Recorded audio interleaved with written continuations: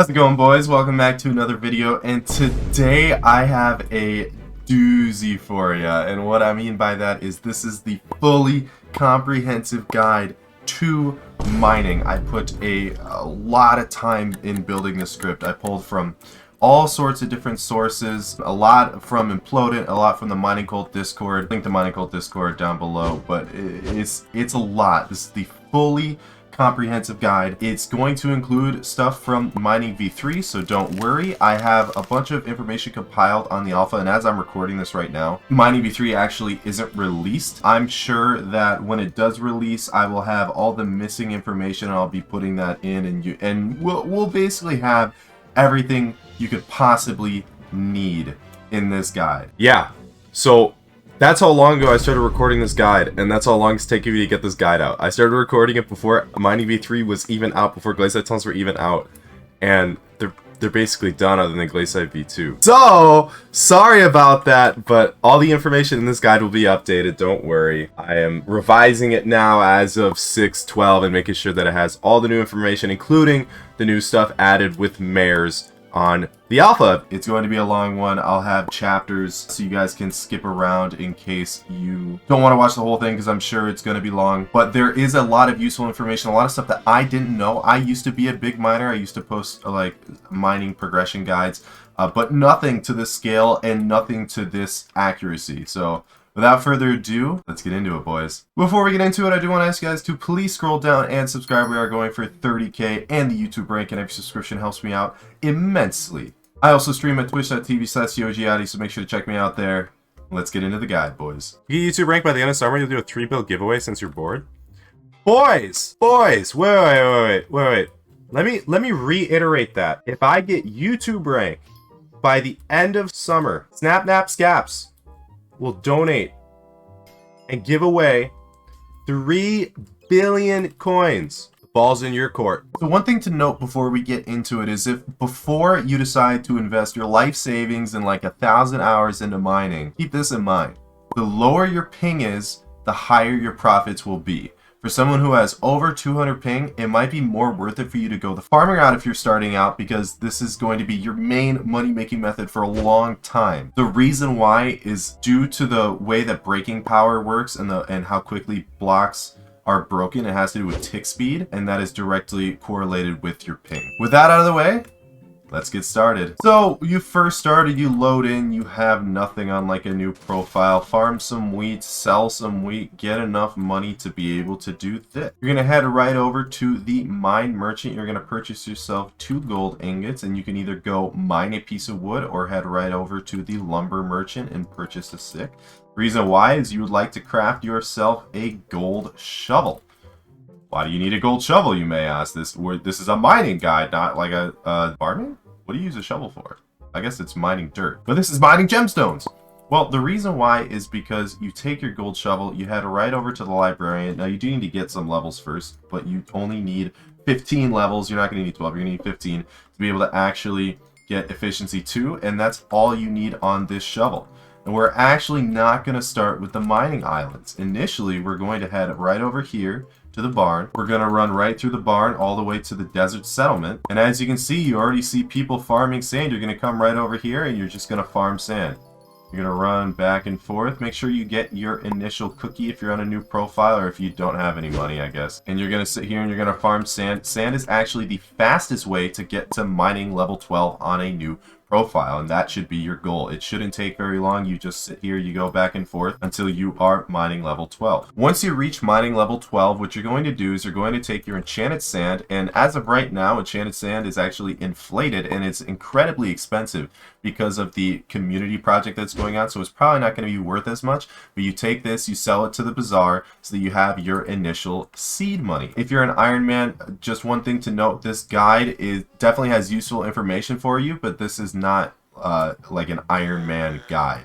So you can fill in the holes yourself, or otherwise look up an Iron Man mining guide. What you're going to do next is you should have enough money just from selling your sand. You're going to buy yourself 10 enchanted coal, 10 enchanted lapis, and 10 enchanted redstone, or literally whatever the cheapest thing is. It actually seems like gold is cheaper than lapis and iron is the most expensive. You're going to buy 10 enchanted of 3 items because you need to head over to the deep caverns, and you go there by heading through the hub, and you're going to run right through the coal mine till you get to this part right here. Take this warp. Now you have arrived at the gold mine. You're going to run straight through, ignoring everything, because you can do those quests, but you don't really have to. You're going to come right up here, take the warp to the deep caverns. And basically what we're doing right now is we're trying to get to Dwarven Mines. Dwarven Mines is where mining as a skill starts to open up. We're going to head down over to the right and talk to the lift operator. Make sure you do this before venturing down through the deep caverns, because then otherwise you won't be able to just teleport to each area. And then you're going to head right over here to the left, and you're going to start walking down to the lapis mine. I don't think you guys need a guide to get to the bottom. I think you can figure it out if you want to run around. I'm sure you guys can figure it out. When you inevitably do make it into the Obsidian Sanctuary, there's going to be an NPC here. His name is Reese. You're going to talk to Reese. He's going to say, I want to show you this new heart of the mountain. I just need 3 sets of 10 enchanted items, and that's where these items, the coal, the lapis, and the redstone are going to come into play. You're going to give him those 3, and he's going to take you into the Dwarven Mine. The Dwarven Mines is a really cool area. It was super cool when it first came out, and this is where mining as a skill starts to become really cool and starts to open up. So basically right now there's going to be a lot of information. Try to keep up. I'm going to try to slow myself down and talk at a good pace. Obviously you can replay the section if you're confused, all that good stuff. But starting first, what the Heart of the Mountain is / HOTM is, it is a skill tree. And as you progress through the different tiers of the Heart of the Mountain, you can unlock more and new skills that help you progress into mining or make mining easier. Basically, they give you mining buffs. The way to level up the tiers in your Heart of the Mountain is to complete commissions from the king. Well, where's the king, you may ask? Starting from spawn, you're going to run this way. Head all the way through here, through this little gateway. Cross this bridge. Head up these stairs. And right here is going to be where the king is, or the 7 king. You're going to talk to King Grandin, and you're going to have 2 commissions. You're not going to have 4, and these are going to be like the tutorial commissions. It's going to be like participate in an event and mine 50 Mithril, I believe is what it is. When you complete a commission, you are going to get Heart of the Mountain XP, Mithril powder, mining experience, as well as some bits. The mining XP is used to level up the tiers of your Heart of the Mountain, and the powder is actually used to pour into the different perks to level them up and make them stronger. There are 3 different kinds of powder in the game: Mithril, gemstone, and not at the point where I'm recording this, but when alpha comes to main, there will also be Glacite powder. I will go over optimal Heart of the Mountain trees as we progress into the guide, but just know that the most important perks are going to be Efficient Miner, Mining Fortune, Mining Speed, and this Mining Speed boost right here. So at this point, you're probably thinking, well, I need to go mine Mithril. All I have right now is a shovel. Where do I get my actual mining tool? And there are 2 things that you can do. If you are Iron Man, you're going to head over to Boo Boo. You're going to purchase yourself a fractured mithril pickaxe, and you're going to start mining with that. Throw efficiency 5 on it, throw fortune 3 on it, and bada bing, bada boom, that's what you're going to do. It actually used to be that a straight up diamond pickaxe was faster than a fractured mithril pickaxe, and you would only use the fractured mithril pickaxe on titanium, but now that is no longer true. For players that are not Iron Man players, the item I'm going to recommend is called a Pico Nimbus. The reason why is because you can buy them for as low as 200k on AH. They have 1500 mining speed, which if you look over at the fractured mithril pickaxe is over 5 times as much, so it's very, very good. The only caveat to this is the tool breaks after 5,000 uses. This shouldn't matter to you. 5,000 uses is a lot of uses, and this is going to speed up your commissions at the start very quickly. I would not recommend putting efficiency 5 or fortune 3 on this pick because it doesn't really make too big of a difference, but that is totally up to you. The Pico Nimbus is basically what you're going to be using up until you reach Heart of the Mountain level 6 and can purchase a gemstone gauntlet. Heading back over to the king, you may notice that there is a daily bonus. For me, it's powder because I am a maxed Heart of the Mountain, but for you, it's going to be 900 extra Heart of the Mountain experience. Commissions give 400 Heart of the Mountain experience as a base tier, and your first 4 commissions of every day, you get a bonus 900 Heart of the Mountain experience. This is a lot of experience and is definitely worth doing. Your Heart of the Mountain dailies is what they're called.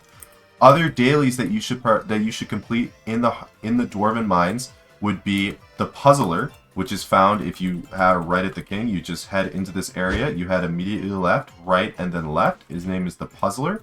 You're going to talk to him. I have a mod that solves it. I believe it is Skytills. Otherwise, you're going to, if you don't have the mod, you're going to turn and face outward like he is, and you're going to follow the arrows on the ground, which would be up, down, right, left, 4 ups, 1, 2, 3, 4, and then down, up. And when you mine this, you're going to get 1,000 mithril powder. One thing to note, if there is a ×2 powder event going on, like it'll say it at the top, if there is one going on at that time, you'll get 2,000 mithril powder, which is a lot when you're first starting out. The other daily that you get to do in Dwarven Mines is if you come over to this spot right here, take these slime blocks up, run up the stairs, and talk to Fetcher. He will say he needs your help. He's looking for some stuff, but he doesn't remember the name. It changes based on the day. In order to figure out what it is, you can either look this up on the Hypixel wiki, or if you have Skytills, which I'd recommend you should have Skytills, you can just search Fetcher Solver, turn it on, talk to him again, and it will tell you what you need to give him. Which for today, it's going to be 1 black coffee, 1 cheap coffee, or 1 decent coffee. You only need 1, and the cheap coffee is the cheapest one, so you find this at the bartender, and then you head right over to Fetcher, talk to him again, and upon giving it to him, you get 20,000 coins, 1,500 mithril powder, which is also affected by ×2 powder, so if you claim this during ×2 powder, you'll get 3,000 mithril powder, and some bits. Heart of the Mountain dailies actually reset at different times. If you join the Discord, which is linked below, I do have a channel and a role, like a pingable role for your daily to-do list. The daily commissions reset at 11 p.m. CST along with Fetcher. However, the puzzler itself is on a 24-hour timer. So 24 hours from the last time you completed it. Heading back over to the king, we need to go over the different kinds of commissions. Now, these are phrases coined by me, so if you say this to other people, they may not understand, but I think this is the best way to learn it. There are such things called active commissions and things called passive commissions. When you first start out and you're only going to have 2 commission slots, you're going to have 1 active commission and 1 passive commission. The active commission is going to be mine 50 mithril. The passive one is going to be participate in an event, because you can't control when events happen. That's why they're called passive commissions. Active commissions can be anything from mining a certain amount of mithril in certain areas, mining a certain amount of titanium in certain areas, killing glacites, as well as killing goblins. Passive commissions are going to be participating in the different events that occur, like Goblin Raid, the raffle ticket one, or something like this, where it's like collect 500 mithril powder during ×2 powder. In order to complete these, you either can wait for them to spawn. I believe there's one that happens every 20 minutes, or you can actually lobby swap, because lobbies are on different timers until you get the event that you need. Events also reward you with bonus mithril powder and mining XP by completing them. You are also able to check your current commissions by looking at tab. One thing to note, it is still worth it to grind commissions outside of dailies if you want to progress through mining, because of the items locked behind commission milestones. Items such as unlocking emissaries, which I will explain what that is in a second, Skyblock XP, mining experience, commission slots, you get 1 bonus commission slot at 100 commissions completed. Travel scrolls, like the travel scroll to the Dwarven Mines, which I believe you can't use unless you're MVP+. The Royal Pigeon, which is an amazing item locked behind 500 commissions. And the travel scroll to the Crystal Nucleus.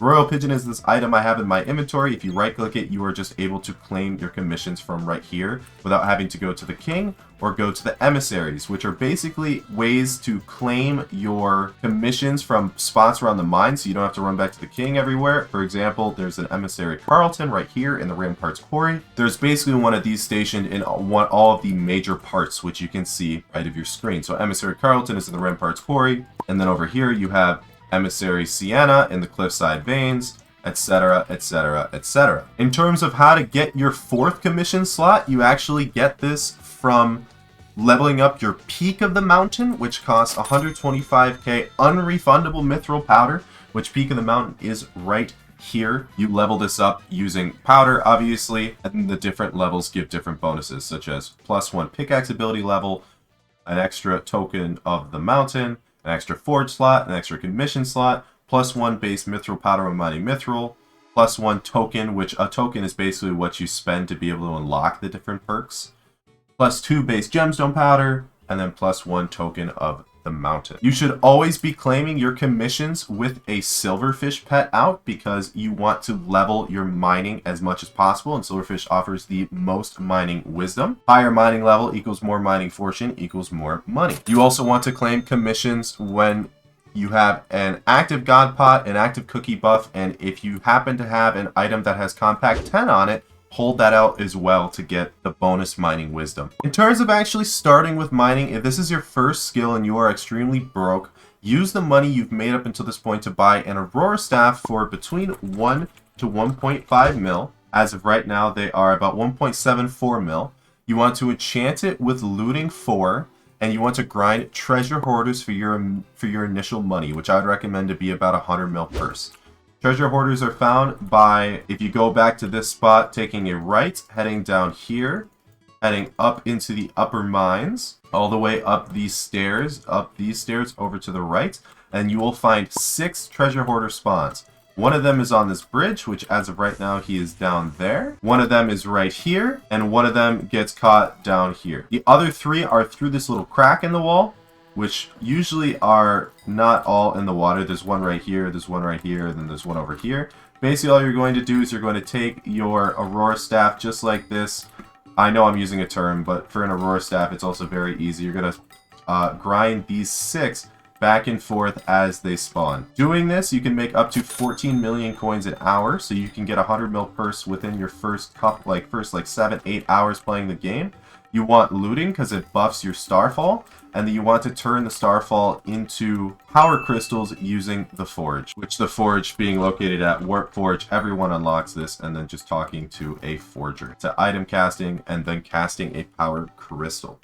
You want to try to refine as many of those as you can because you're only going to start with 2 slots. You unlock more slots as you progress through Heart of the Mountain, as well as leveling up your Peak of the Mountain. The prices do fluctuate with Bazaar, but this is a extremely good starting money-making method that everybody should be doing. You can also do the Rift methods if you would like. You need to get your hands on the Rift necklace at some point anyway, because it is the best necklace in the game until Alpha comes out, in which the next best necklace in the game is going to be the Devon's Pendant. Okay. I know that's a lot of overall information, not a lot of stuff that you super need to know, but it is stuff that should be gone over.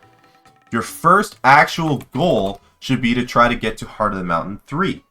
The reason why you want to get to Heart of the Mountain 3 is because it unlocks the Crystal Hollows, the next major mining portion of the mining islands, I guess. The fastest way to reach this would be to follow your commissions. Try to stack them as they come up. You can lobby swap for events. In terms of actually seeing the titanium commissions, you can actually have players, high-level players, farm titanium for you to help you boost you through. It shouldn't take too long to get to Heart of the Mountain. At this point, before we get into the Crystal Hollows, I do want to go over some mods that are extremely helpful when mining. One of them is Coal Weight, which is a chat triggers import, which you have to have chat triggers to be able to get this, but then it's super easy. You just /CT import Coal Weight, and I already have it installed, but it will install, and then you can type /CW, and you can look at all of the extra bonuses. It offers stuff like telling you what your actual mining speed is, because some things aren't calculated into your actual Skyblock profile. It's going to be the blue number on the right, and it calculates actual mining speed and actual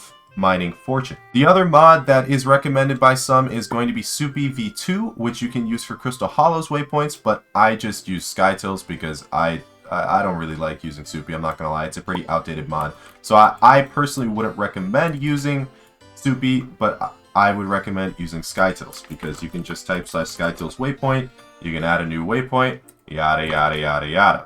Boys, on to the Crystal Hollows. In order to enter the Crystal Hollows, you talk to Gwendolyn, you purchase a pass, you can ride the minecart in, or you can just warp hollows. You're going to spawn in one of these quadrants. The 4 quadrants being Jungle, Mithril Deposits, Precursor City, or the Goblin Holdout.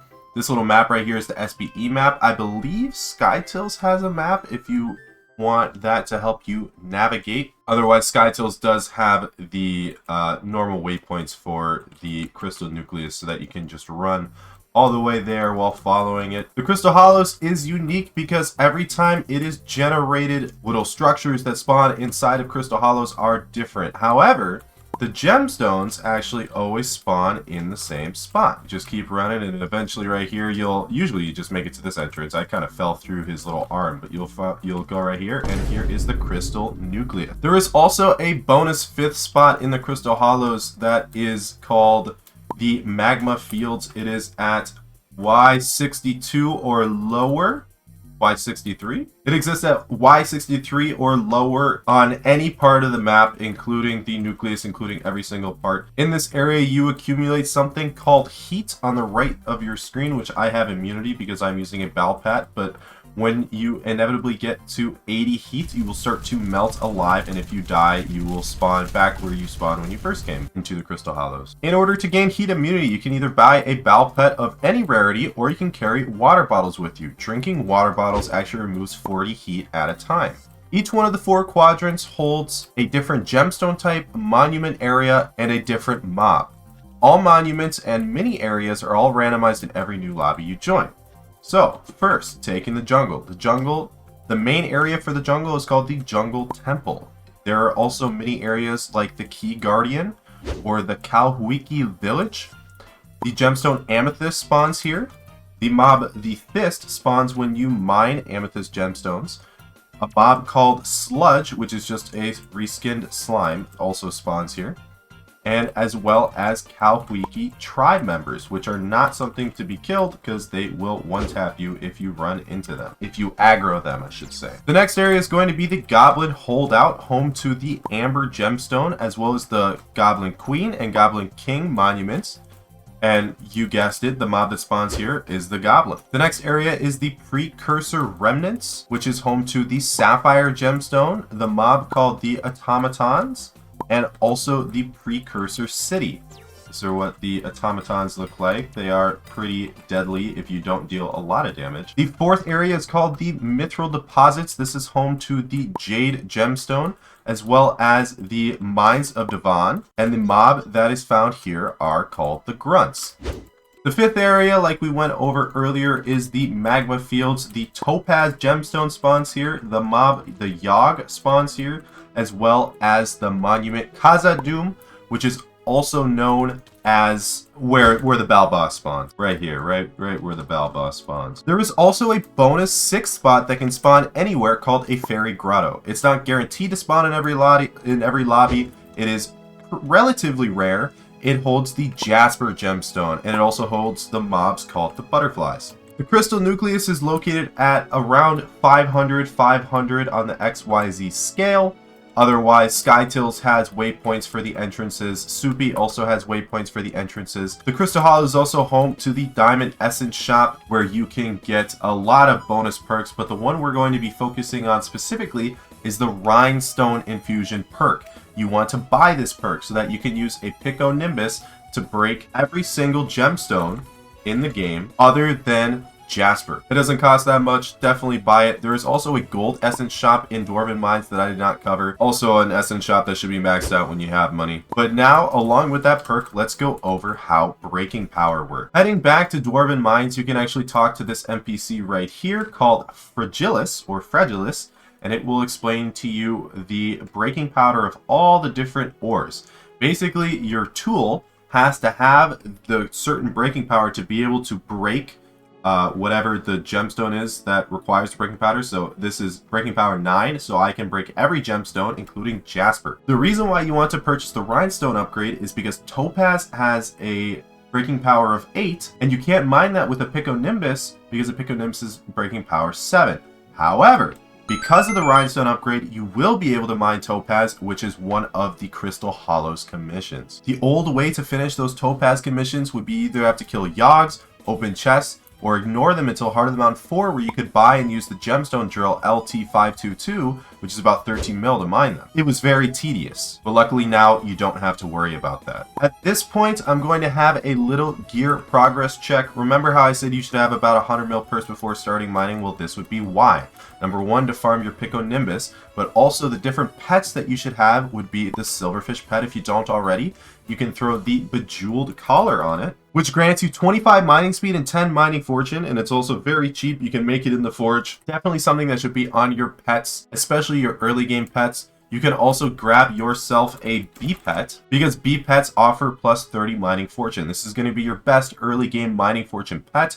This, along with the bejeweled collar, is going to be plus 40 mining fortune. However, I wouldn't recommend mining with a bee pet. I would still recommend silverfish because you want to get to mining 60 ASAP. The other pet that is going to be useful, especially for commissions, is going to be the armadillo pet, because the armadillo pet is a pet that you can ride that will instant mine gemstones. In order to be able to ride him and make him move, he does have to move a little bit on his own. You hop on top of him, you mine the gem, you have to hold your tool, so your Pico Nimbus, you mine the gemstones, you run around, and this is how you use them. It's very, very effective for early game commissions. In terms of armor, I would just recommend straight up buying Sorrow armor. It's relatively cheap altogether. It seems to be about 30 mil, maybe a little bit more than 30 mil. Otherwise, you can use Glacite armor if you're poor and you didn't listen to me about prepping 100 mil off of Treasure Hoarders first. And if you're on Iron Man, you can start with Glacite and then gradually move into Yogg armor. Do not use Yogg armor if you are not Iron Man. If you are currently Heart of the Mountain 3, I would also recommend getting your hands on the Titanium equipment set. Otherwise, once you hit Heart of the Mountain 5, you should definitely be getting your hands on the Gemstone equipment,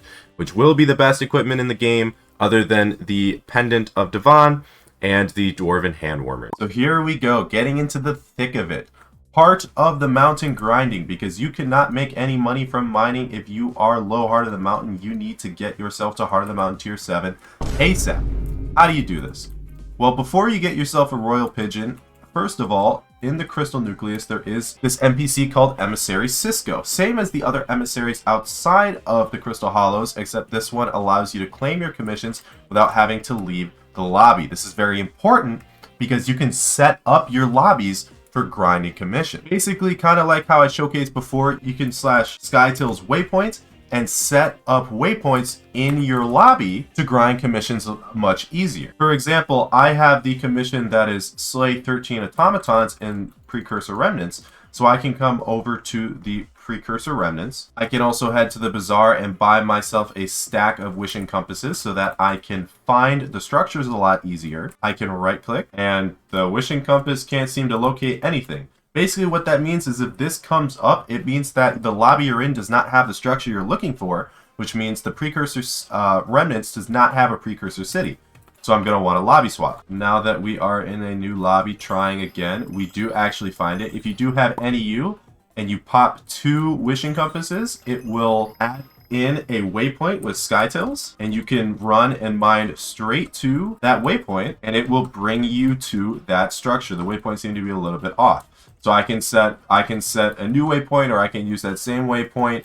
I can run around, kill automatons, and be all good, get those done. The other thing that I can do is since I just mined out that tunnel, I can run straight back through that tunnel. No, I didn't do that efficiently, but I can run straight back through these tunnels or through that tunnel all the way back to the Crystal Nucleus and claim it from Emissary Cisco right away. See how quick and easy that was? Easy Heart of the Mountain XP. One thing to note is especially for the magma fields, if you try to pop a wishing compass, it is not going to work on Khazad-dûm if you have a crystal already found and placed or in your Heart of the Mountain menu, because you can see what crystals you have in this little UI. So I would have to complete a Nucleus run before I'm able to find Khazad-dûm again using wishing compasses. If you are struggling with the Slayer comms in the Crystal Nucleus and you are lacking in combat, Dwarven commissions are probably going to be easier for you, and they are relatively quick, maybe a tiny bit slower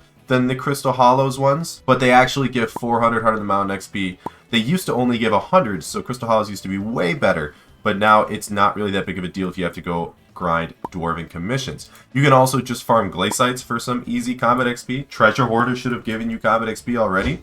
Just try to level up a little bit to make those Slayer comms a little bit easier. I'm getting a little bit ahead of myself. Taking a look at the Crystal Hollows commissions themselves, they're broken down into grindable comms and comms where you get crystals, such as this Amethyst Crystal one. These suck. They're okay in some instances. For the most part, these suck.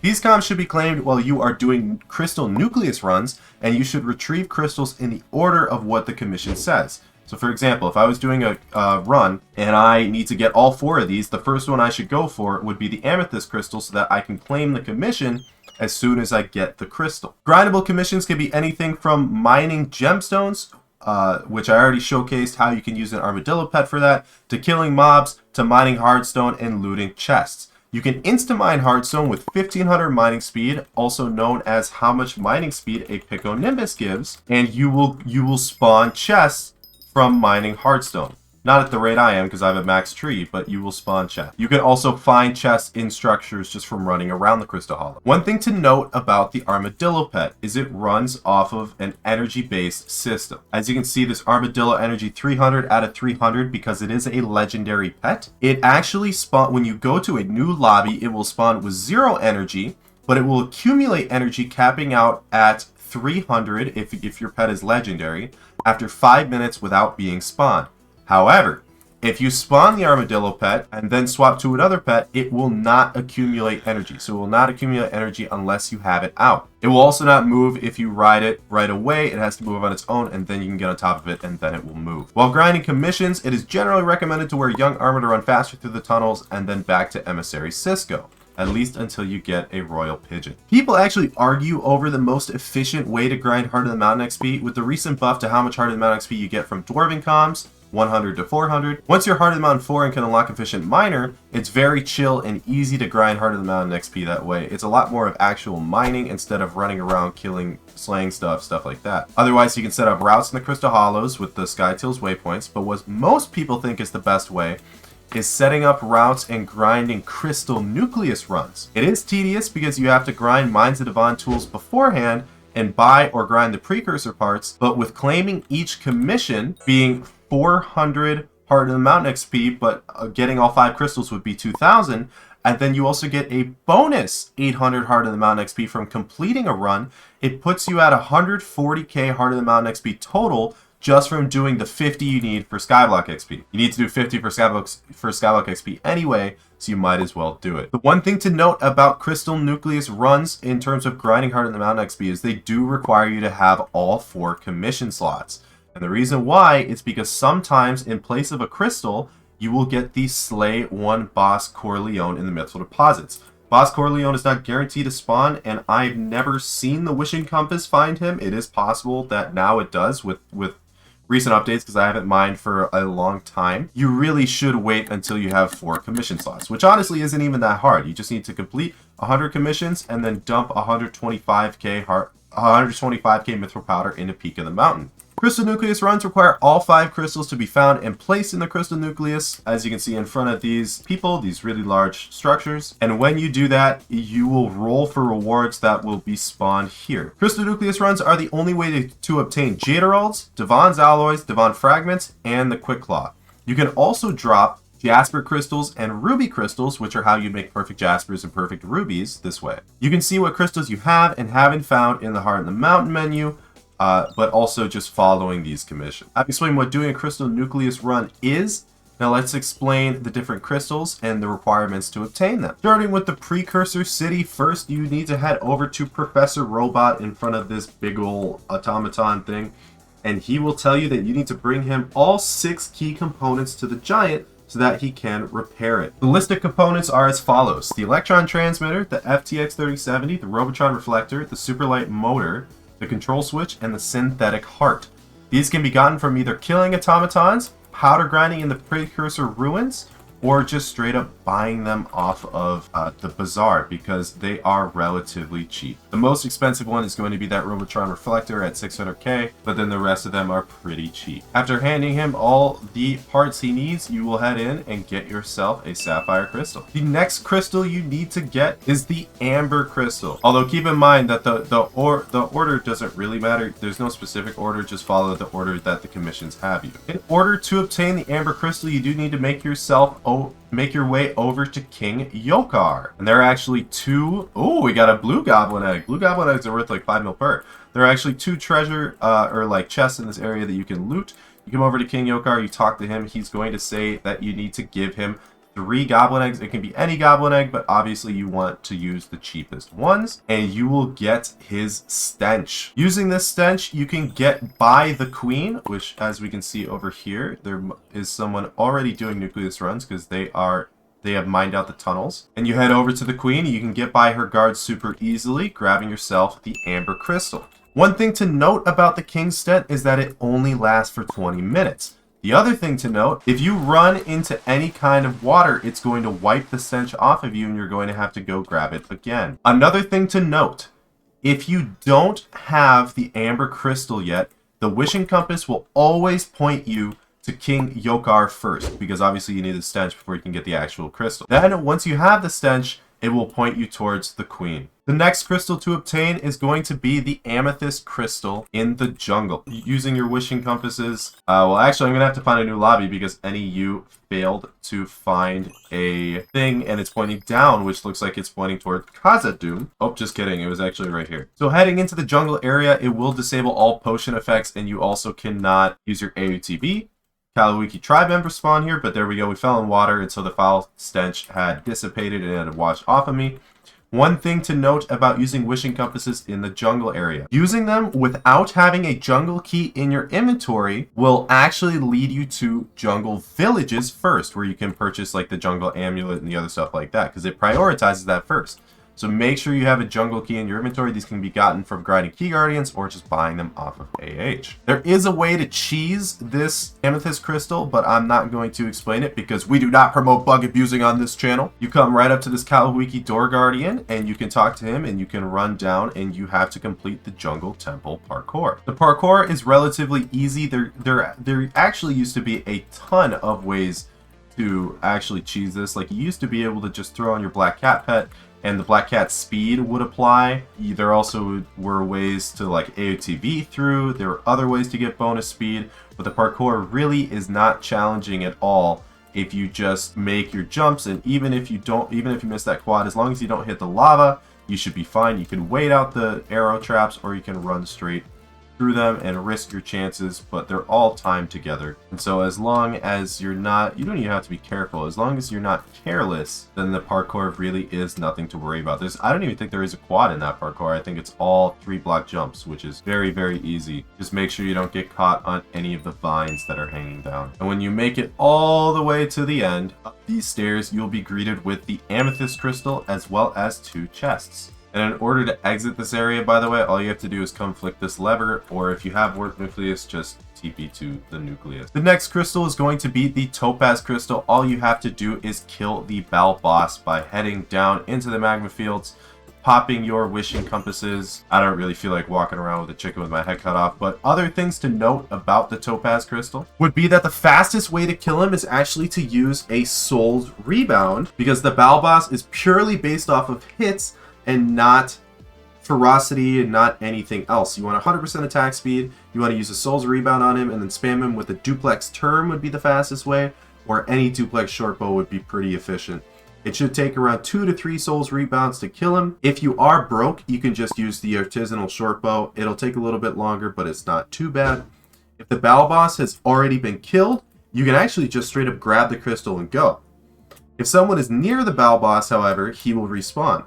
But if nobody loads him in, you can infinitely grab the crystal. If he starts to respawn, then leave his area before he starts jumping around, and he should reset. The last crystal to get is going to be the Jade crystal, located in the Mithril deposits. You head straight into the Mines of Devons, which in this case is right here.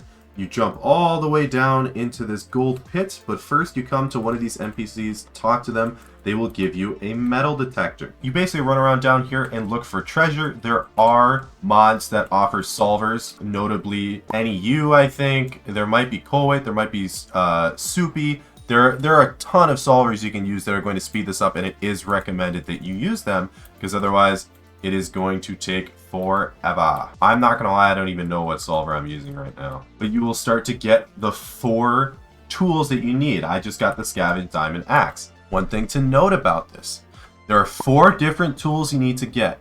If you have the tool in your inventory, you will not be able to find that same tool again. So you can't get duplicates if they're in your inventory. However, you put it in a backpack or an ender chest, you will still have the chance to roll all 4 tools. This is the fastest way to build up all the tools you need for the 50 Nucleus runs that you have to do for Skyblock XP. They can still spawn even if the gold is mined out, don't worry. The way it used to work before gold would respawn is it used to be the most efficient to just mine out all of the gold and then run around on this flat little area down here and find just a ton of chests. Unfortunately, now that the gold respawns, you still have to navigate it, but it truly isn't even that bad. So there we just got the lapis sword, we just got the scavenged golden hammer, and then we just got the scavenged emerald hammer. The NEU one actually seems like it kind of sucks now, so I don't know if I'd recommend using that, but I know that Soupy has one that is probably pretty good. Give that one a go. You head over to all the NPCs, hand them their tools. You don't even actually have to hold out the tool. You can just right click on them and then it'll give it to them. And after you give it to all 4, you will have the opportunity to take your crystal. After running all the way back to the crystal nucleus and placing them all down, you will roll for your rewards at the beginning, which it seems like I got some powder, I got a Pico Nimbus, and I got a Fortune 4, I believe, which is only worth 400k, unfortunately. Other recommendations would be making tunnels between the different areas to speed up your Nucleus runs. Tunnels can also be bombed with this item called a bomb. Doing this takes a while to set up the tunnels, but it does make it slightly faster to navigate because you can then AOTV through the tunnels, and it also makes the tunnels easier to find so you don't lose track of them. All in all, Heart of the Mountain 7 is a must for making real money with mining and should be grinded for ASAP. No matter how you like to do it, you will also need Heart of the Mountain 7 in order to unlock the glacial tunnels. And now, moving into a gear check. Everything I mentioned before, plus a gemstone gauntlet, and you should have Fortune 4, Pristine 5, especially if you're mining gemstones, Compact, and it should be reforged to Auspicious. Definitely not worth throwing Efficiency 10 on this gemstone gauntlet because that's kind of expensive and you should be moving on to it before you reach endgame mining. Moving into the next major important part of mining is powder mining. Powder mining shouldn't really be attempted until Heart of the Mountain 7. But what is powder mining? Well, it's simply heading over to some hardstone, mining around until you spawn a chest, opening the chest, and then getting powder out of it. You know, it's not showing the powder. Usually it shows it in chat, but I guess it's not showing me the powder. These chests can contain mithril powder, gemstone powder, diamond and gold essence, and some other various things inside. I simply recommend precursor ruins because of automaton parts for Nucleus runs, especially if you're Iron Man. And it will make you the most powder because it has the highest chance of rolling powder from the loot pool. If you're curious about the different loot pools for powder mining, see the fandom wiki. In terms of actual money, I would recommend the Goblin Holdout. The reason being, blue goblin eggs are 4.7 mil per, and you will actually make a decent amount just from powder mining in the Goblin Holdout. However, you are sacrificing your powder rates for it. You should make somewhere around 8 mil-ish an hour. I'm not really sure if that's including hardstone or not, if you are decently lucky. But again, if you want the best powder rates, farm in precursor. The other thing I would recommend is that you make sure to utilize ×2 powder events. When I was initially doing powder mining, now this was a long time ago, this was back when without ×2 powder you made like 75k powder an hour. It was absolutely terrible. But nowadays it's much better than that, and you can maximize your profits by only powder mining during ×2 powder, and also lobby swapping to try to get like 30 minutes instead of just the normal 20 minutes. Other things to note and to recommend is to wear mineral armor. The reason being, it will help you clear ores much faster when powder mining, and also make sure that your efficient miner is actually enabled, because it can be disabled. All you have to do to enable it is right click it. In terms of pets that are going to boost your powder, you can get yourself a legendary Scatha if you can afford the price tag. The reason being is that it has the perk gain plus 20% more gemstone powder.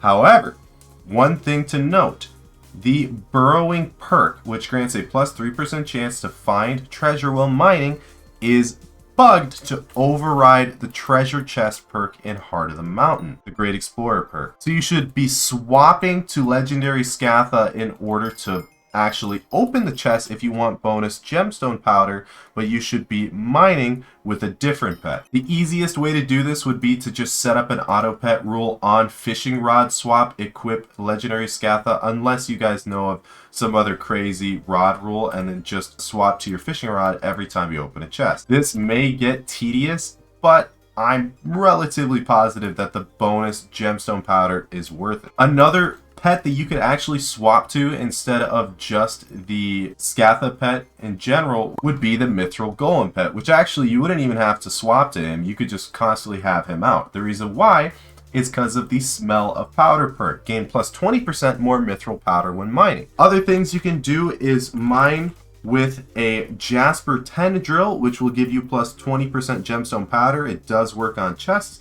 And if you would like bonus mithril powder, you can mine with the mithril drill SXR326 for the plus 20% mithril powder. Now, if the mithril golem or the Scatha are outside your budget, again, you can mine with the pet with fortune like the bee pet, but I would really recommend using at least one of them. I'm going to throw up a powder grinding heart of the mountain tree on screen right now because mine is not really set to powder mining, and mine has a few extra tokens due to how many peaks of the mountain I have bought, but this is generally the recommended one. The reason why you want Pigobulus instead of mining speed boost is that it has a chance to spawn the chests, and mining speed boost, you should already be insta mining basically everything, all the hardstone at least when you are powder mining, so it doesn't really offer much. But when you are upgrading perks, there is a way to upgrade your perks to maximize your powder bonus. First of all, max out Great Explorer. You should always be maxing out Great Explorer so that you can get a ton more chests, and also it reduces the amount of locks. So when you're powder mining and you're watching me powder mine and I'm just right clicking on the chest, I'm insta opening them, you're like, damn Yadi, how are you doing that? Well, normally when it spawns, it will have particles that you have to hover, and there are mods for solvers as well, and it starts with 5 ticks before you can actually open the chest. This is why powder mining was so slow before.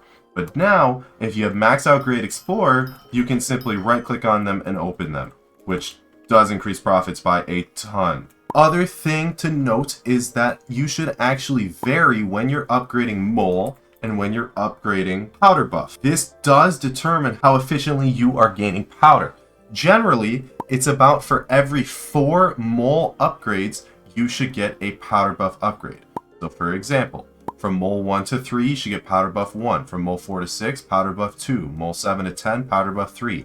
And so on and so on and so on until you get to mole 170 or 171. Because after mole 171, you don't actually mine any extra hardstone. Therefore, the rest of it should just be poured into powder buff to maximize the amount of powder that you are getting. In terms of a goal, you should be shooting for at least 4 mil mithril and 4 mil gemstone powder in order to make decent profits from any of the mining money making methods. Going past this in powder is only marginal bonuses and not recommended unless you're going to mine out a couple billion gemstone. Another thing to note is that you can also coal mine while powder mining to make some money. Implodent actually has a guide on this, but I'm going to take you to a website that actually I learned about from Alex Offie. It's a super cool website, and you can make yourself coal routes while you're powder mining. It's called Seafoam. Taking a look over at Seafoam, this was normally used to create armadillo mining routes, but now it's no longer in use because obviously people don't really use armadillo anymore. However, you can still use it to create routes such as ruby routes, whatever gemstone you're trying to mine, as well as coal routes, or I believe all the ores are included, but I'm not positive. Basically what you would do if you were trying to create a coal route is you would simply go to ore routes, you'd head to coal, and then you can either do a no biome lock or you can lock it to a biome. So for example, if you're trying to get the most powder and you want to mine a precursor, you can lock it to the precursor remnant. Now, in terms of the actual amount of ores, the ores do respawn, but it doesn't really matter because you're going to be lobby swapping anyway for the hardstone because the main goal is the powder mining. So you can really leave this on 100 or play around with it. I'm not really sure what the ideal waypoint count would be. You can put this all the way up to 250 if you want, if you don't want to be lobby swapping as high, but I think 100 is a good amount. We'll set the minimum. We'll leave this the way it is. We'll leave the origin point the way it is because this is just starting at the crystal nucleus. And then we will generate. After you generate, you should get all this text. All you have to do is Control C to copy this. So you're going to copy them. You are going to need coal weight to be able to import them, by the way. So if you haven't yet, /CT import coal weight, which I obviously have it. And all you're going to do is /CW order load. And this should load in your waypoints. So actually, when I went to go and test this, if I want to start the desired origin point, I'm probably going to want to head over to the beginning of the precursor ruins. So I did change it to 553, 116, 553 so that it starts as close to that spot as possible. And so it did change the waypoints a little bit. And then heading back into the game, in order to get them into the game, again, you're going to need coal weight, and then you're going to /CW order load after you've copied all the waypoints. If they're still not showing up, /CW order enable. And this will enable them, or if you don't want them anymore, you can /CW order disable. And basically just doing this, if I were to enable them again, I already started mining the route, but it's going to send me to all of these routes, and my inventory is full right now, so ignore that, but I'm just going to be able to go like this, and it does have that nice little thing where it draws you to the next waypoint. In order to reset it, all you have to do is actually just head over to a new lobby. So if I were to head to hub, come this way, and then back to nucleus, it is going to start over again.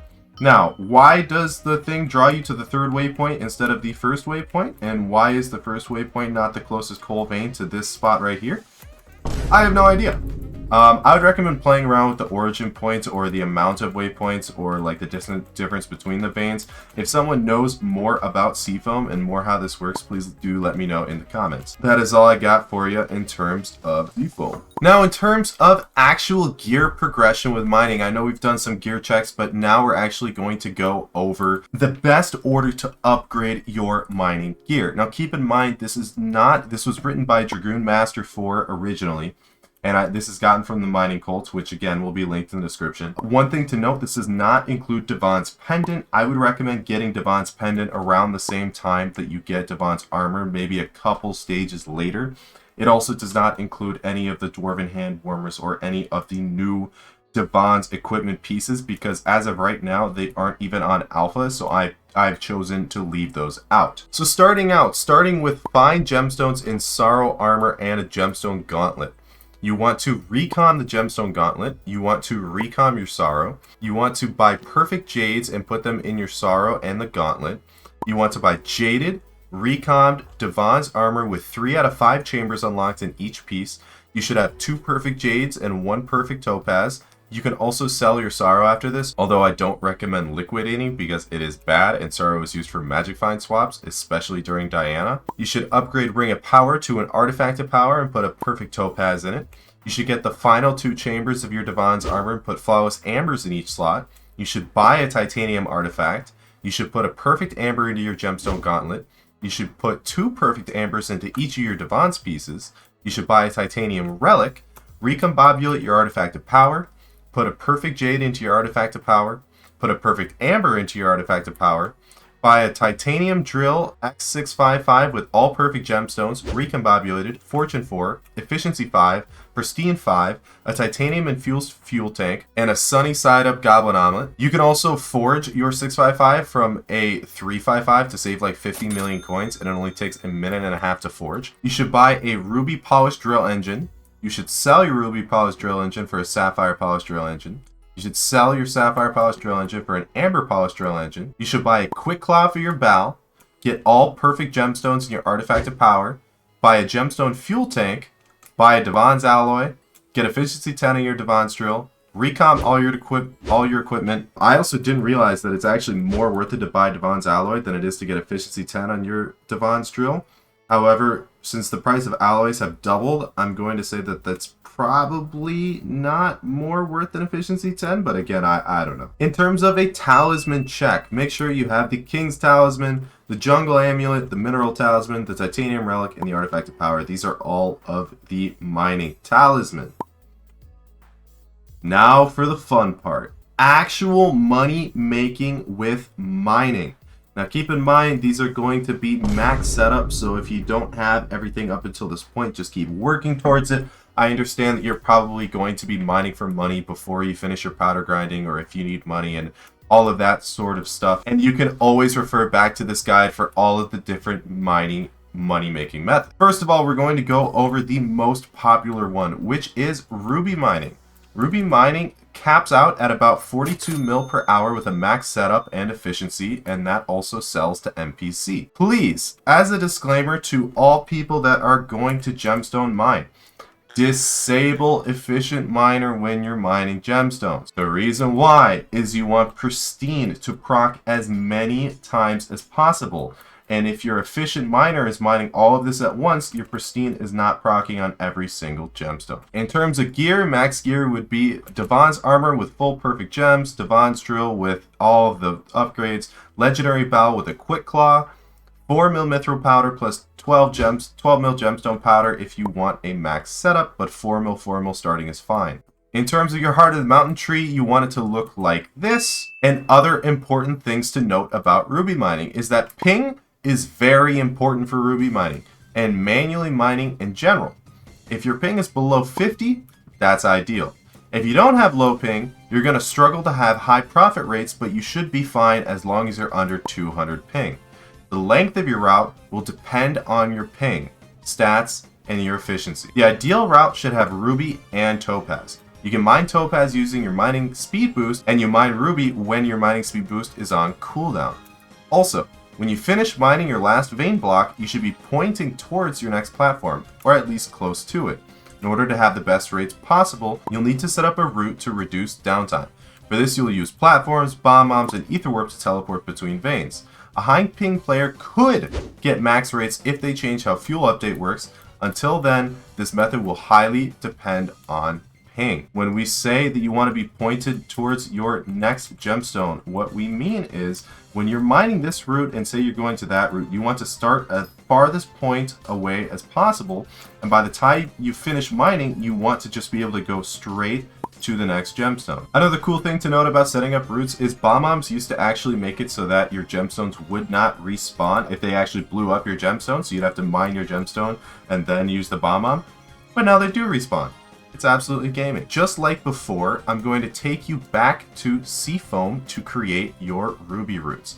In order to create your ruby routes, you're just going to head to generate. You're going to do magma fields only, probably click ignore density, and then just pick a quadrant that you would like your ruby route to be in. It doesn't really matter what quadrant it is in. I'm not sure which one is most popular. I would assume the corners would be pretty popular, or if you just want it to be in the corner, you can. You pick the corner, you head over. Generally, the amount of waypoints that you want is going to be somewhere between 40 and 50, so I'll just go right in the middle at 45. These settings don't really matter. The only thing you would want to change is enable the line of sight checking. Doesn't really matter, and then you're going to generate.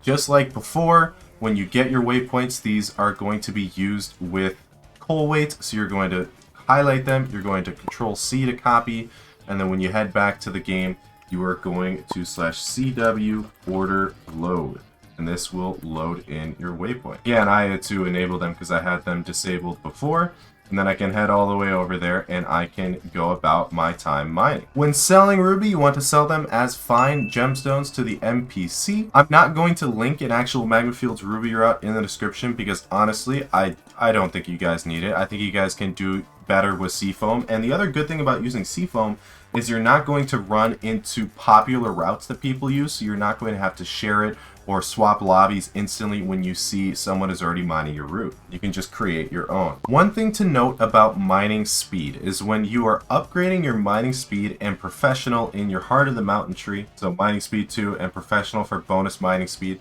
is you want to be focused on tick thresholds.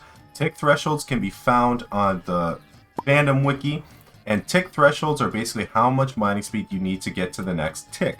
Because mining is tick based, if you have a mining speed between 2 ticks, you're not actually going to mine gemstones faster until you reach the next threshold. I have a list of all the tick thresholds for you to go over. However, they seem to be outdated because as of the new update, you only need to focus on gemstone shard ticks, since gemstone blocks and shards have the same strength as of now. Instead of listing them all here, I'm just going to link the Mining Cult Discord where you guys can find them, because it's very clearly listed in the guide, and this would just be 5 minutes of me saying a bunch of numbers. Just like before, when powder mining, when you wanted to alternate upgrading mole and powder buff, you also want to do basically the same thing when you're upgrading mining speed and professional. I will leave these numbers up on screen so you can copy them, and you can pause the video if you need to write them down. Otherwise, you can always come back to this point in order to find out what the most efficient way is. Otherwise, it's in the Mining Cult Discord again. Basically, you want to alternate them up until you have mining speed 2 maxed, and then you just want to max out professional miner from level 98 to level 140. The next kind of mining that I'm going to mention is going to be Jade Mining. However, I'm not going to go over how to Jade mine because it's really not used anymore. And because there's no difference between big blocks and panes, it's really not all that good. You might as well just go mine literally any other kind of mining other than Jade.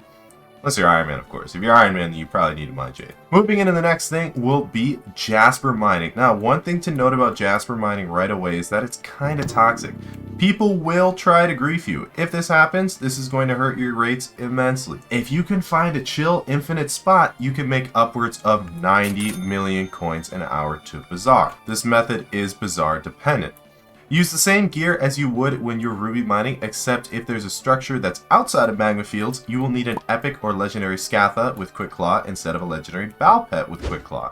You're going to use the same Heart of the Mountain tree as well, and ping is very important for Jasper mining and manual mining in general. Again, just to reiterate, if you don't have low ping, you're going to struggle to have high rates. Fairy grottos have a lot of types of structures with different amounts of blocks and shards. This will affect your profits in every structure. Also, depending on your stats, some structures can be mined infinitely, while others cannot. Some structures are small, you're going to need natural veins to mine infinitely. In order to have the best rates possible, you'll need to set up a route to reduce downtime. For this, you will use platforms, make sure to use cobble so that you can't bomb them, bomb bombs, and ether wart to teleport between veins. There are also discords where you can buy structures.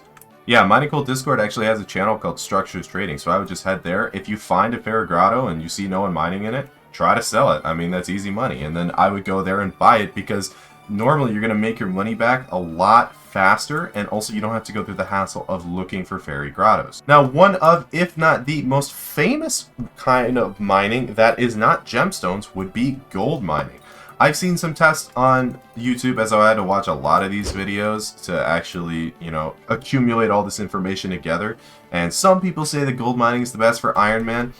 Maybe it is if you have bad ping, but gold mining really shouldn't be. It should be ruby, especially during Fiesta. Here for gold mining is now 3/4 jaded mineral with 1 piece of divans. You want to use a legendary bow with a quick claw, and the recommended powder is 3.9 million mithril powder and 7.4 million gemstone powder. Efficient Miner, unfortunately, does not work on these blocks. The perks you want to upgrade are going to be Mining Speed 1 and Mining Speed 2, as well as Mining Fortune 1 and Mining Fortune 2. Use a wishing compass at the entrance of the mithril deposits in order to find your Mines of Divan, and you want to keep finding Mines of Divan till you find a Mines of Divan. You want to keep looking for Mines of Divans till you find one that has the bottom at Y64. Where you have to dig 1 block below the gold to enter the magma. When the game tells you that you're immune to heat, the battle buff is applied. And when your lobby is set up, just mine the gold above you while staying in the magma field. 1 gold lobby can be shared by 2 people that are mining efficient. The reason why you want to do this is because this is going to get you the best gold rates possible, and also because gold now respawns. It never used to do that, so you used to have to lobby swap. Because of the gold respawning, that's why you want to have a Mines of Divan at Y=64 so that you can stand in magma fields with bow equipped and still mine the gold. Another threshold you want to hit is 36k mining speed on right click, so when you use your ability with your drill to insta mine gold. This requires 6.5k mining speed with bow, or 7.2k mining speed without bow, but obviously you should have bow anyway. Or without blue goblin omelet, 9k base mining speed, and obviously that's going to be hard to hit, so I would recommend getting yourself a blue cheese goblin omelet part. And it's also going to be the same tree as always. Another type of mining is Crystal Hollow's Mithril, due to the fact that it is the fastest way to get mining XP. and people were using it to level G-Drags, but honestly, it's not really used anymore. It's really not worth it for leveling G-Drags. You might as well go farm flares with your Breeze Veteran set. I have never done Crystal Hollow's Mithril mining in order to level a G-Drag, but I'm 99% positive that just doing Glacite comms clears. You level G-Drags so fast, and it gets you more Glacite powder. If you want a more in-depth explanation, join the Mining Cult Discord. Mining Cult Discord also has guides to opal mining, quartz mining, obsidian mining, and the like for those of you that play Iron Man and need those. Otherwise, they're not recommended for the normal player. Netherrack Mining. Now, I know what you guys are thinking. You're like, Yadi, this is a mining guide. Why are we talking about mining Netherrack? It makes no money. However, every single person needs to mine Netherrack in order to get the 1 mil collection for the Kudra Follower boots, which leads into the Kudra Follower talisman. So we're going to go over it. The gear you need is a level 100 legendary snail with a spooky cupcake, full mineral armor reforged to light, but I wouldn't replace jaded if your mineral armor is already jaded. I would recommend using a gauntlet because it doesn't use fuel, and reforge it to prospectors for speed and preferably compact 10. Somewhat high MP. The actual method of mining is quite simple. All you do is head to the coordinates -355, 109, -896, or -415, 112, -967, and mine in circles. You should also have a netherrack looking sunshade in order to avoid the dive gas, the scary dive gas. And lastly, but not least, I would also like to talk about Scatha Mining. And while this isn't really a proper kind of mining, I want to include it because I've learned some cool stuff about Scatha Mining. First off, a worm/Scatha spawns every 30 seconds and has a 0.16, about 1 in 600-ish chance to spawn when a player breaks a block within a tunnel. Please note that worm/Scathas proc when you're in a 1x2 tunnel, mining in a straight line. There's a chance it spawns super early or super late, but that's average. On spawn, you have an 80% chance for a normal worm and a 20% chance for a Scatha. Combined, without factoring in Magic Find, you have a 0.4% chance of getting a pet drop. In terms of the gear that you want Renowned Sorrow, but don't put Legion on it because it's not worth it unless you already have Legion, I guess. In terms of your pet, the ideal #1 pet would be a level 200 G-Drag with a Minos relic, or a Black Cat with a Minos relic. G-Drag really helps if your gold collection is over 100 mil. Otherwise, use a Black Cat with Minos until that happens. If you want to use a budget pet instead, you can use the Mythic Mithril Golem. This pet at level 100 ends up giving you 10% more Magic Find when on a mining island. This helps when you don't have a Mythic/Legendary Black Cat or a G-Drag. In terms of a weapon, you want to have a Daedalus Axe with Looting 5, Chimera 5, and Divine Gift 3. If you can't afford this, you can chip away with lower tiers of Looting, Chimera, and Divine Gift for increased Magic Find. If you're on a budget setup, use any rod with the Lucky Reforge on it. Now, I know this is a mining guide, but since we are talking about Scatha Mining, I'm going to go over different sources of Magic Find that you can use for Scatha Mining. Booster Cookie, God Pot, Century Cakes, /visit Yadi, I need my social, Beacon 5 with a Scorch Power Crystal for +6 Magic Find instead of +5 with a regular Power Crystal. Your Bestiary in terms of Scatha kills also factors into this. Max Worm Bestiary will give +45 Magic Find. You want Molten Accessories with the Magic Find attribute. You want the Rip Necklace for +7 Magic Find. You want to have your Magic Find profile upgrades done. You want to have as many Legendary/Mythic Talisman with Magic Find enrichments. And you want a high enough pet score in order to achieve 11 Magic Find, because I don't believe 12 Magic Find is possible. When you are mining, use Max Mole Perk. You will gain close to double the amount of Hardstone. It's worth it, and it doesn't actually alter the worm/Scatha spawns. From my own personal experience, it only doesn't alter the spawns if you are mining your tunnels going west.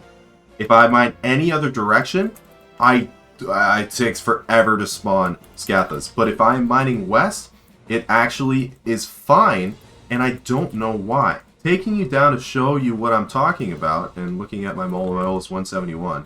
So when I mine this 1x2 tunnel, and I have mole on, I actually have all my mole heading off to the left right here.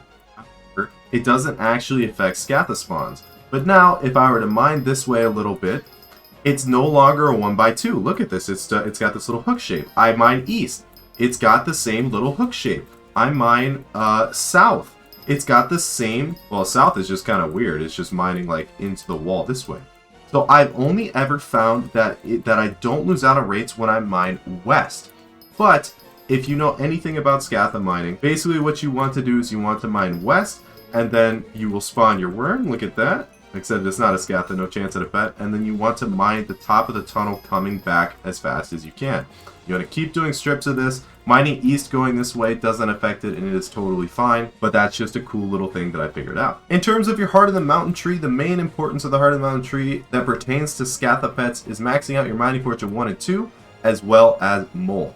Focus the rest into mining speed and efficient miner. Another very important thing is buy out the gold essence shop. Make sure you go and farm up 6,900 gold essence, as this will give a 10% increase in worm or Scatha spawns when mining hardstone. In terms of pet rules, these are very helpful.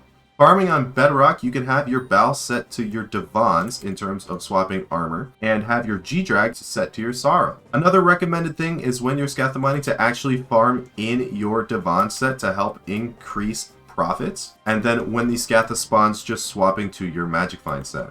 I wouldn't worry about having your mining equipment in. I would just leave that on Magic Find. I don't really think that matters a whole lot. And with that, that's all I have about Scatha Mining. So now that we've gone over basically everything else, let's go over Glacite Tunnels. So starting off, the first thing you want to do is head all the way over to the palace, and then head out to the right. Down here on this bench, there will be an NPC named Dulin or Dulin. You'll talk to him. He'll say, I'll make you a secret waypoint. Go forge it. Or a secret railroad pass. Go forge it. You'll head over to the forge. You'll go into item casting, and you will see this right here, the secret railroad pass, which requires a flawless ruby gemstone, 2 refined mithril, and 8 corleonite. It's not really that expensive. It's like, I don't know, 8 mil to make, maybe 6 mil to make. However much that all that stuff costs, when you get it, you're going to take it back to Dulin. Talk to him again. He'll be like, oh, you should take it to the Ticket Master. And the Ticket Master is just found all the way down here, right next to the Great Ice Wall. You'll talk to him. You'll give him the thing, the secret railroad pass, and then you will have Glacite Tunnels unlocked. Otherwise, you can do /warp base camp. I already have it shortened to just /camp with SBE so I can warp. And you'll be greeted with this new area. This new area isn't very big. It's not as overwhelming as something like Dwarven Mines or Crystal Hollows. However, there's still a decent amount of stuff to note. First thing that we're going to go over is there is a system known as cold. It's very similar to heat in the magma fields, except it's cold that accumulates from being inside of the Glacite Tunnels. As it builds up, you'll start to lose movement speed. You'll start to lose mining speed, and I believe mining fortune. All you have to do to reset it is to head back to the campfire, and it will set it to 0. Other big changes would be Heart of the Mountain 10 is now definitely a thing. I actually had a video where I accidentally misspoke, and I said Heart of the Mountain 10 instead of Heart of the Mountain 7, and people were like, oh my god, Yadi, this video is 2 months old. How did you predict Heart of the Mountain 10? Well, I didn't. I just got lucky. But with this comes new perks, and I will slowly go over them, but also I'll talk about some of the things that I know to be decent. I'm still not sure what the best tree is. This is the tree I'm running right now just for mining speed boost, Seasoned Mine Man, and then it does this kind of weird hook. As we figure out the best Heart of the Mountain tree, I will update you guys, or I'll have it in mind. So as I'm making this video, they actually added a really nice quality of life change to the Heart of the Mountain. So now as you are upgrading your perks, you can hold shift and left click to add 10 levels, which is absolutely amazing. Instead of having to just spam click everything to upgrade it, this should go way faster. And also they added a change to the point where you did not have to have Great Explorer and Lonesome Miner to actually get these Mining Speed 2 and Mining Fortune 2 perks. You can actually go down from the top, which is the way it always should have been. But in order to get Tier 8, you need 210 Heart of the Mountain XP. Tier 9 is going to be 790k Heart of the Mountain XP. And Heart of the Mountain 10 is going to be 400k Heart of the Mountain XP. Although Tier 10 isn't really that good in terms of perks, I don't believe so. Along with Heart of the Mountain 10, there is also Peak of the Mountain 10. Tier 8 is going to get you a +3 base Glacite powder when mining Glacite and 150 Skyblock XP. This costs 1 million Glacite powder. Tier 9 is going to give you a 10% chance, 10% bonus chance for Glacite mine shafts to spawn, and that costs 1,250,000 Glacite powder. And level 10 is just going to give you 2 extra tokens of the mountain, which cost 1.5 million Glacite powder. Remember that Peak of the Mountain is not refundable. Moving on from the heart of the mountain, you can also head over to the left and talk to Dr. Stone.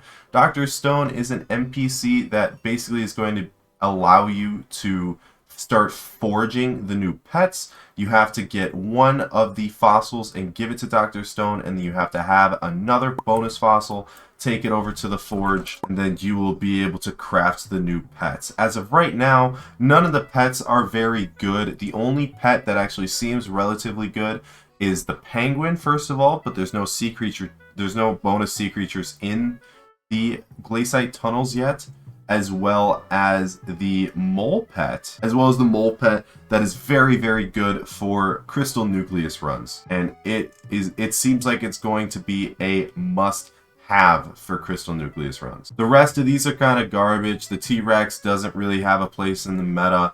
Ankylosaurus is still worse than G-Drag, even with the lifeline bonus, so it's not worth doing anything. The Goblin Pet's kind of garbage because you're never going to powder farm with this out. Spinosaurus doesn't really do much. So the rest of them don't really matter other than for Skyblock XP. Heading back over to Dr. Stone, in order to actually obtain those fossils, what you need to do is talk to Dr. Stone. You will get yourself a base chisel. This can be upgraded through different forage recipes into the perfect chisel. And basically all you're going to do is you're going to find yourself suspicious scrap. And the way to get suspicious scrap is when you're mining and you spawn one of those Glacite tunnels, you enter it and you mine around and you will just randomly drop suspicious scrap.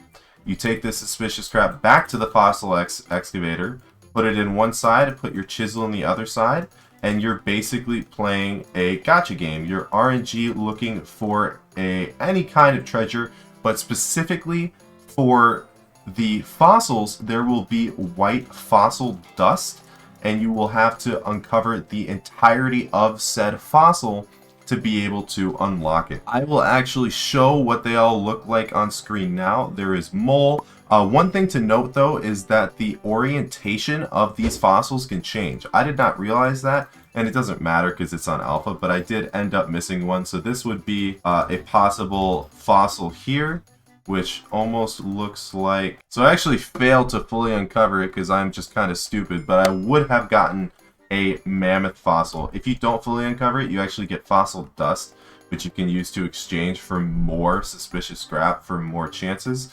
Fossil dust doesn't really matter in the slightest because you should get a decent amount of suspicious scrap just from mining in the Glacite Tunnels, or in the Glacite mine shafts, I should say. But once again, going over, there's mole, which is the claw fossil, and this is what it looks like to uncover. There is the mammoth, which is the tusk fossil. There is the goblin pet, which is the ugly fossil. There is the ankylosaurus pet, which is the clubbed fossil. There is the penguin pet, which is the webbed fossil. There is the T-Rex pet, which I had high hopes for, and unfortunately I don't anymore because he's not really that good, but that is the footprint fossil, as well as the Spinosaurus pet, which is kind of obviously the spine fossil. Once again, you do have to make sure you get 2 of each, one that you can actually give to Dr. Stone to keep in the research center, and then one that you can actually take over to the forge and forge into your new pet. Moving on to new gemstones and new collections. There are 3 new mining collections, notably Glacite, which holds the Frigid Husk Reforged Stone, which gives bonus mining speed and bonus fortune, as well as it grants 0.25 mining fortune for every 1 cold you have. I'm unsure how good this is. I don't know if this is actually going to be meta on your drill. I'm sure I'll find out when the update drops, and I will be able to update you guys, as well as the Glacite amalgamation, which is used a lot in forge recipes, and there was a Glacite golem pet, which is coming soon, which is not actually out. The other two collections would be Umber, which the only notable thing in the Umber collection would be the Umber Key, which you use refined umbers to craft, and then umber plates, which are used in forage recipes. Otherwise, they don't really do much. And it's kind of the same way for tungsten, although tungsten does have the cold resistance potion. In terms of new gemstones, there are 4 of them. One of them being over here being a black gemstone, which is going to be the Onyx gemstone. Onyx gives bonus crit damage. Onyx is actually only meta on Terror Armor and an LCM set because it only gives 12 crit damage versus the 16 strength. Jasper is still going to be king on anything else, as well as the Citrine gemstone, which gives bonus foraging fortune, the Peridot gemstone, which gives bonus farming fortune, and the Aquamarine gemstone, which I don't believe I have here, but that gives bonus sea creature chance. It's very, very good. Because of this, it's actually better to have Snowy on your Magma Lord now instead of Submerged, because you get so much sea creature chance just from Aquamarine gemstones. Now you may notice I have waypoints set up for all these different spots, and the reason why is because the best way to grind Glacite Powder and Heart of the Mountain XP is simply the commissions. You get 1,000 Glacite Powder per commission, I believe. Now I'm max Heart of the Mountain because it's alpha, but I believe you get 750 Heart of the Mountain XP per commission as well. And this is obviously going to be the fastest way to grind Heart of the Mountain XP once you're Heart of the Mountain 7 and have access to the Glacite Tunnels. The different commissions can be anything from obtain a suspicious scrap, discover a mine shaft, mine any of the new collections or new gemstones 1,500 worth, as well as looting 3 frozen corpses. This commission absolutely is terrible. It's not actually worth grinding this one, or I would say the suspicious scrap, just because it's more of an RNG element. But discovering mine shafts happens naturally. It's definitely something to go for, and then you can kind of bounce back and forth between these two. I have these waypoints set up, number one, so that I can learn the areas as they go, but also I can work camp and reset my coal and then just be able to go back exactly where I need to go. Like I would head left because I need to head to Onyx. You can TP in the main tunnels, but when you go into a Glacite mine shaft, you can't actually TP anymore. And get all the way here, I can mine it, bam, done already. And then I need to do tungsten, so I can work back to camp because I know that there's tungsten towards the start, and I can just go ham over here. The longest mining commission I would say would actually be the Glacite. So like this, I just discovered a mineshaft portal, so let's enter it and let's go over mineshaft or Glacite mineshafts themselves. Each one is randomized. There are about 20 different Glacite mineshafts that you can get sent to. The ore you are actively mining heavily affects that type of mineshaft that you'll get sent to. For example, if you're mining Umber or if you're mining Sapphire right here, you have a much higher chance of getting sent to that kind of mineshaft. In terms of when choosing what mineshaft to send you to, if multiple mineshafts exist, there will be a 90% chance you get sent to a normal one, and a 10% chance you get sent to the crystallized version. They're not actually worth looting. The only thing worth about them is entering them in order to get the Glacite Bestiary, which is a new bestiary. It's all these glacial mobs are combined into one single bestiary. Actually, the admins decided to separate these guys out into 4 different ones, all capping out at 1k per, which is good. That means more Skyblock XP, and you don't actually have to farm any more mobs you would have had to farm before. Known as Glacite Maniacs, they have a chance to drop a Glacite Shard, which is basically this new Power Stone that gives defense as well as true defense, and it's kind of garbage. But as you cannot use abilities in here, this is also where you're going to find the corpses. Lapis corpses do not require a key to open. Those are the only ones worth actually grabbing. So that guy up there, but I need to figure out how to get up there first. The mineral armor ones require a tungsten key. The red armor ones require an umber key. And then the dark blue, like very blue corpse requires a skeleton key, which is a legendary key. And it takes, I believe it costs perfect plates to actually forge this. It is definitely not worth it, but they do give you powder as well as gemstones, but the powder really, it really is not worth it, other than if you're going for bestiary and you just see a lapis corpse, you might as well loot it, but it's not actually worth spending all of the refined umber and refined tungsten on actually making those keys.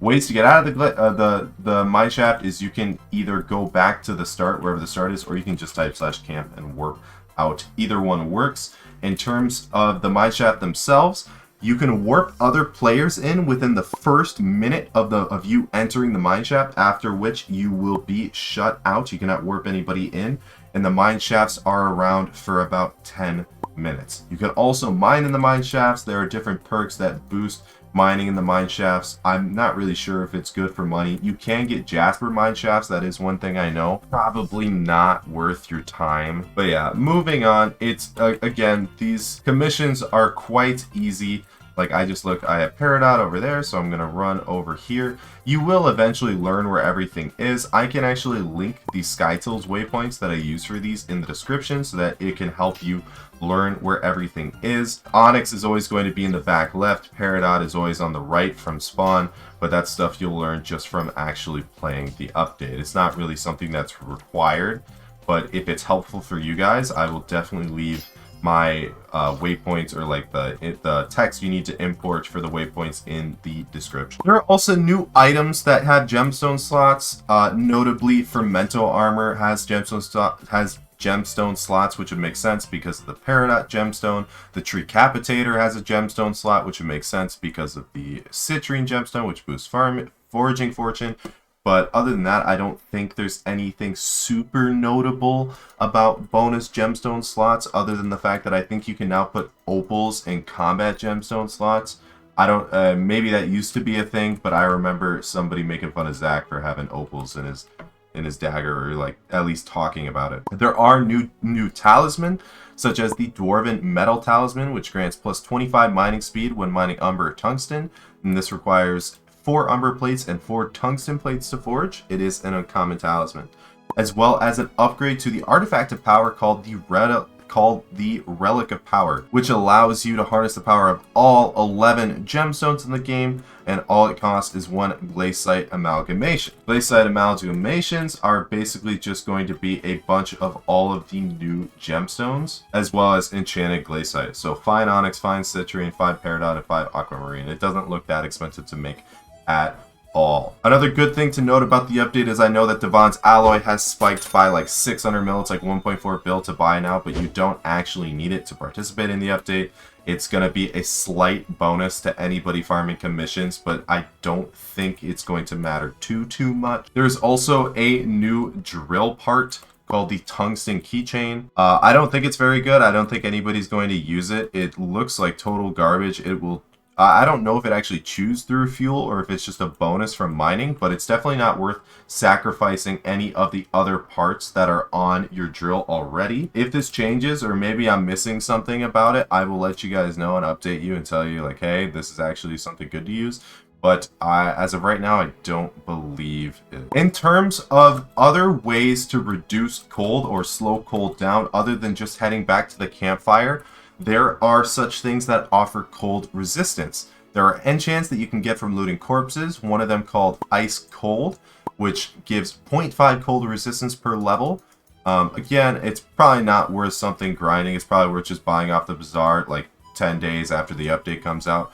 There are also new equipment pieces, one of them called the Dwarven Handwarmers, which requires a tungsten plate, flawless jade, a flawless amber, and an umber plate. This does seem to be better than the glowstone gauntlet while you are inside of the Glacite Tunnels, purely because of the cold resistance.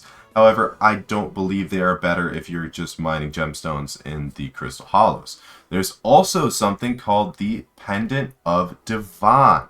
It's very, very good, completely outclasses the Glistening Rift Necklace. I mean, 100 mining speed, 25 fortune, and 10 cold resistance is very good. As on top of that, you can throw perfect jade and amber gemstones in it. There is a tiered bonus called Legacy, which grants plus 0.25 pristine while inside the Glacite mine shafts. It actually is looking like the new Divan set is going to be applied to other pieces of equipment for your other slots, not the actual Divan armor pieces, because you can type /wiki and you can do that for Divan bracelet, Divan belt, Divan cloak, and they all show up as a quote-unquote link, which obviously isn't up yet.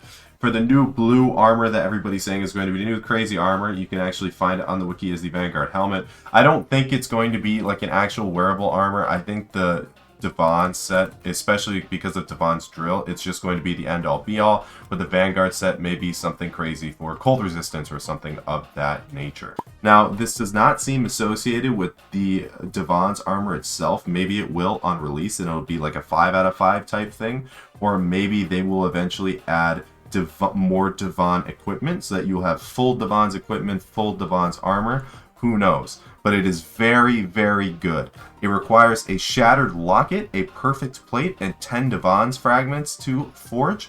As of right now, I have no idea how to get a shattered locket. I don't, nobody's told me. I haven't been able to find it in any video, but I'm sure it's something that will become available if it's not available on alpha yet when it is released to main. There's also a new item called a portable campfire, which just don't use it. It's just really bad. It'll reduce your cold when you're in the tunnels, but the tunnels aren't large enough to the point where you can't just run back and TP back to where you were after just warping camp if it is affecting you. Another thing to go over with the actual chisels themselves is, again, they can be upgraded. You upgrade from the base to the reinforced chisel, which requires your regular chisel, 2 tungsten plates, 2 umber plates, and a bejeweled handle. And then it goes the Glacite chisel, which requires a Mithril plate, 8 Glacite amalgamations, and a bejeweled handle, as well as a perfect chisel, which requires a perfect plate and a bejeweled handle. As of right now, the 4 new gemstones actually do give different bonuses to your chisel than they would on something normal. Like the Onyx gemstone gives a 100% chance to spawn an additional piece of treasure. Seems like garbage. The Citrine gemstone gives a 100% chance to highlight a piece of treasure upon starting the fossil excavator. Seems like garbage. The Peridot is plus 100% fossil dust, which is just going to get you more suspicious scrap. Again, seems like garbage. I think the best one is going to be the Aquamarine gemstone, because you basically get, it's almost like getting bonus clicks for the experimentation table, except you get bonus quote-unquote charges to actually use when you are going through the suspicious scrap. Other things to note that I may or may not have missed while going over other parts of the new update is that the new bestiary for the Glacite mobs is capped at 4K, and when you are in the Glacite tunnel, you get hurt with cold damage. When you hit a certain amount of cold damage, by the way, you automatically get warped out of this area, and then you can just warp back in. There is another enchant that you can get from looting corpses called Paleontologist, which gives an increased chance to find suspicious scrap when mining in the Glacite mine shafts by 2.5% per level, maxing out at 12.5%. You can also get crystals from the actual Glacite mine shafts themselves. Crystals can be Jasper, Citrine, Onyx are the 3 that I've seen. I'm not sure if you can get the other ones. I would assume you wouldn't be able to get the normal ones because obviously you have the Crystal Hollows for that. But for all of the new gemstones, it would make sense that you can find those crystals in the Glacite mineshaft themselves. So a few things have obviously changed since that video, but a lot of the information is still good, so I tried to keep most of it just, you know, so I don't have to remake the entire video. Number 1, in order to get the actual pendant of Divan, it's found from using skeleton keys on Vanguard corpses. That's the only way to get the Shattered Locket. It's very rare, it's very expensive as you just saw, and it's generally not worth it to open, but you get a decent amount of Glacite powder for doing it. You should also be using ascension ropes to exit mine shafts in order to get bonus powder, and so that way you don't have to like go all the way back to the beginning. It saves you a lot of time. I would recommend using rod swap rules for leveling pets while doing comms. Leveling pets while doing Glacite comms are currently the best way to level any pet in the game as of right now, other than like maybe flares for G-Drags, but I mean, you level G-Drags so fast just because you get so much mining XP from Glacite comms.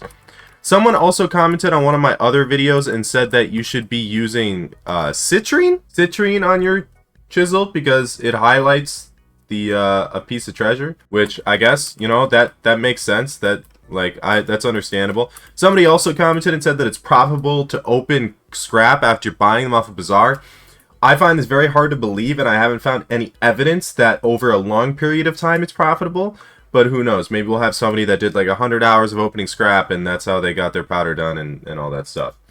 Mine shafts, as of now, actually cap at 4 total players, so you can only warp 3 other people in. Even if somebody leaves, you can't warp somebody else in. Mineshaft parties can be found in the Mining Cult Discord. That's why I'd recommend finding mineshaft parties just for bestiary, for corpses, all that good stuff. The enchant Ice Cold is pretty expensive, and I wouldn't recommend buying it. Dwarven handwarmers are definitely better than the glowstone goblin, especially with the buffs coming to it with the new mare update coming. Vanguard is indeed not a wearable armor, so I was correct about that, and it is only for the Vanguard in the mineshafts. Most crystals make money just from buy ordering Flawless and sell offering the perfects after foraging, especially stuff like Peridot. Like perfect Peridots will make money because that's 20 mil, you can sell for 30. Perfect Citrines will make money. This is like 12, you can sell for 18. Onyx, I believe, makes money. Yeah, so Onyx actually kind of died in price. 12, sell for 20, all that good stuff. The last little way to make money is through Peridot mining. You can do Peridot mining in the Glacite Tunnels. I believe that the Heart of the Mountain Tree is the same as everything else, except obviously you're going to want mining fortune in Glacite mine shafts. You're going to want mining speed in Glacite mine shafts if you get like Peridot mine shafts, because mining in Peridot mine shafts would be very good. But other than that, just make sure you have things maxed out. I believe you want around 9 mil Glacite powder before you start doing it, and all you do is you just come right over here, come to the Peridot, mine it out, lobby swap, keep going. It's actually way better to mine Peridot now because they recently changed the fact that Peridot isn't respawning, which is amazing. They should have done this a long time ago, but that's super sweet. So Peridot is probably going down slightly in price as to what it used to be, but it requires no setup and rivals Jasper Mining. Use the same setup you would for any other kind of mining, except substitute out the Dwarven handwarmers, and then you should be good to go. One other thing that I forgot to mention is the actual Glacite Golem pet itself, because it is out as of right now. However, I don't think it's worth opening, or I don't think it's worth doing comms with it. I think you're better off leveling pets and leveling G-Drax just from the sheer amount of XP that you're getting. I would, however, always have the Glacite Golem equipped when opening corpses. It is usually not worth it to open Umber and Tungsten corpses. However, if you want more powder and you don't care how much money it costs, make sure you are using Glacite Golem when you open those corpses. And with that, that's all I have for the fully comprehensive mining guide. Now, I hope you guys did enjoy the video. If you have any questions, feel free to join the Discord. Make sure to like, comment, subscribe. I stream at twitch.tv/theogyadi, so check me out on there if you did enjoy this guide. And I will see you guys in the next one. Peace.